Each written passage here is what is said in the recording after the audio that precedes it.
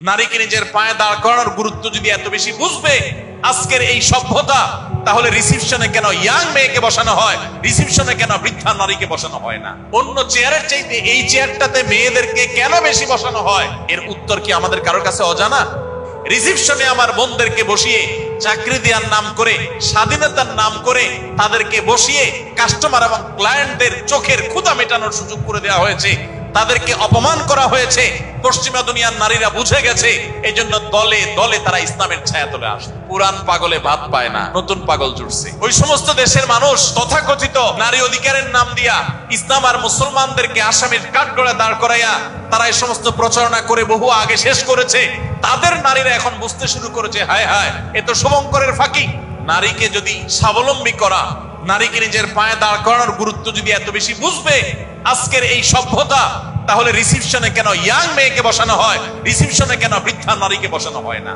চাকরি কি যুবতী মেয়ের বেশি দরকার না বৃদ্ধার বেশি দরকার? বৃদ্ধার বেশি দরকার, কারণ বৃদ্ধা বেচারি হয়তো বুড়া মরে গেছে, উপার্জন করতে পারে না, ছেলে মেয়েরা দেখে না, বৃদ্ধাদের কষ্ট তো বেশি হওয়ার কথা। কই, বৃদ্ধা নারীকে তো চাকরি দেওয়া হচ্ছে না, তাকে তো রিসিপশনে বসানো হচ্ছে না। আর রিসিপশনেই কেন মেয়েকে বসানো হবে? অন্য চেয়ারের চাইতে এই চেয়ারটাতে মেয়েদেরকে কেন বেশি বসানো হয়? এর উত্তর কি আমাদের কারোর কাছে অজানা?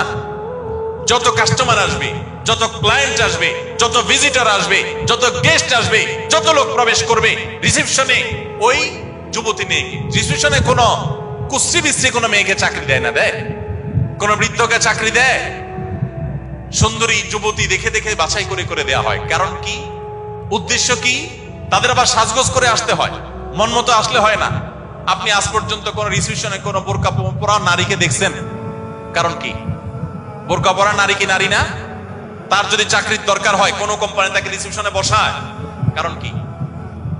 কারণ কাস্টমারকে এই রিসিপশনে বসানো নারীকে দেখিয়ে কাস্টমারকে খুশি করার সুযোগ ওই পর্দাসীন নারীর দ্বারা তো হবে না।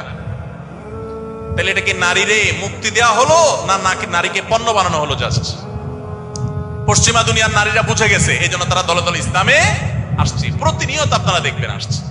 এজন্য পর্দার এই বিধানকে যারা মনে করেন নারীকে আবদ্ধ করে ফেলা হয়েছে, তারা এখনো বোকার স্বর্গে বাস করছেন, তারা ভুলের মধ্যে আছেন।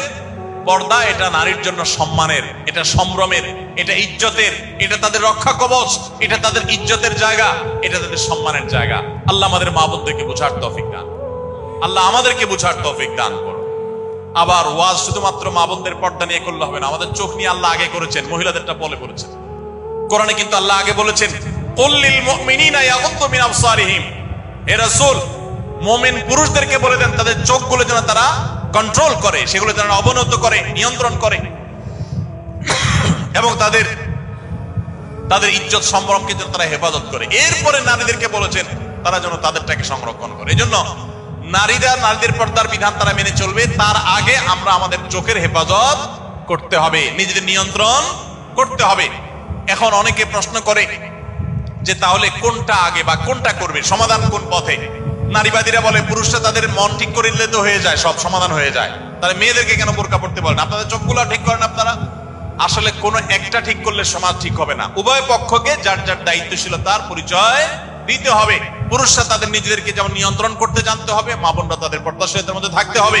আপনি সব ক্ষেত্রে আপনি পর্দাহীনতাকে প্রমোট করবেন, ভোগবাদকে প্রমোট করবেন, বিজ্ঞাপনের নামে, বিলবোর্ডের নামে, আপনার প্রচারপত্রের নামে, নিউজের নামে, পত্রিকার নামে। আপনারা প্রতি বছর দেখবেন এসএসসি পরীক্ষা হলে, এইচএসসি পরীক্ষা হলে সব পত্রিকাগুলোর একদম প্রথম পাতা জুড়ে ছবি থাকে পরীক্ষার্থীদের। এটা নিয়ে অনেক আপনার হাস্যরস হয় সোশ্যাল মিডিয়াতে। আপনারা জানেন যে প্রায় প্রতি বছরই প্রায় সব পত্রিকাগুলোতেই দেখা যায় যে ওই মেয়েদের ছবিগুলো দেওয়া হয়। কেন দেশে কোনো ছেলে পরীক্ষা দেয় না? তা খুঁজে খুঁজে শুধু তাদেরকে দেখানোর ধান্দাটা কি, কাহিনীটা কি? নারীদের জন্য এটা সম্মানের নয়, এটা তাদের জন্য অপমানের। আল্লাহ আমাদেরকে বোঝার তৌফিক দান।